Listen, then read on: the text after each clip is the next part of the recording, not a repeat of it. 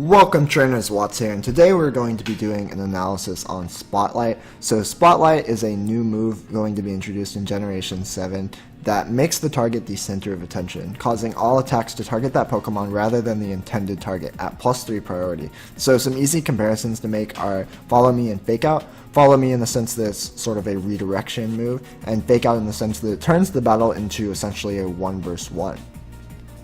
Moving on to the Pokemon that can get it. This is going to be Clefairy, Clefable, Starmie, Morelu, Shiinotic, and Spinda. Moving on to just like why I think this move is actually really good. So to sort of articulate what I'm trying to say with why this move is going to be good, I'm just going to hop into MS Paint and sort of, visually show you guys what I'm talking about. So here's the situation that Fake Out gives. Kangaskhan going to go for Fake Out. So basically he removes himself from the battle because all he's doing, or for the turn, because all he's doing is using Fake Out. Then he removes his target, either the Sylveon or this thing.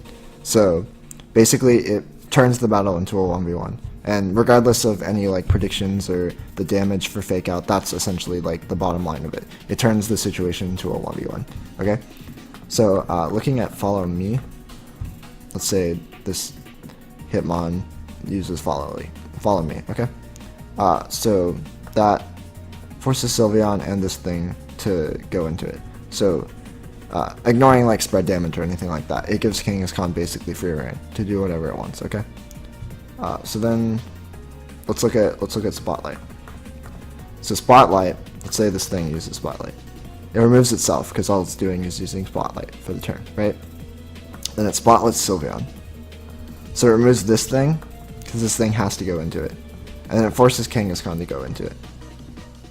So basically, it turns the battle into a 1v1, right? Additionally, on top of that, so it's similar to Fake Out, obviously not exactly the same because you have to attack whatever you Spotlit, whereas with Fake Out, you don't have to attack the target that you Fake Out. But Spotlight forces your opponent's ally to attack their own ally, which means you can get a lot more damage off. You can force them to kill them. You can get a status off if they were going for a status. The only thing that really stops it is if they protect, but you weren't focusing it anyway. So if they're protecting while you're focusing down the Spotlight Pokemon that can do whatever it wants, then that's really good for you.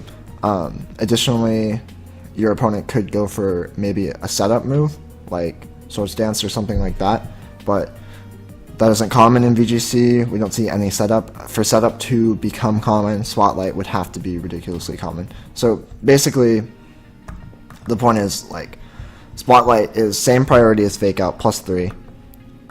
It doesn't have to be used on the first turn it comes in, and it is very similar to Fake Out, not close to exactly the same, but very similar in the sense that it turns the battle into a 1v1 situation.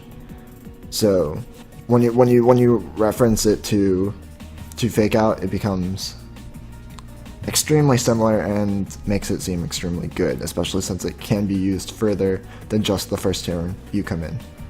So in conclusion, Spotlight is definitely something to look out for and consider on your team.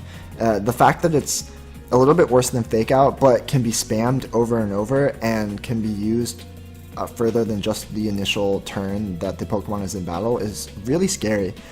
So yeah, it's not going to be as detrimental as Fake Out on that first turn, but the fact that you can keep using it, or the fact that you can just use it later on and it's still very similar to Fake Out, is really scary, and it definitely has a ton of potential to be a staple move in VGC.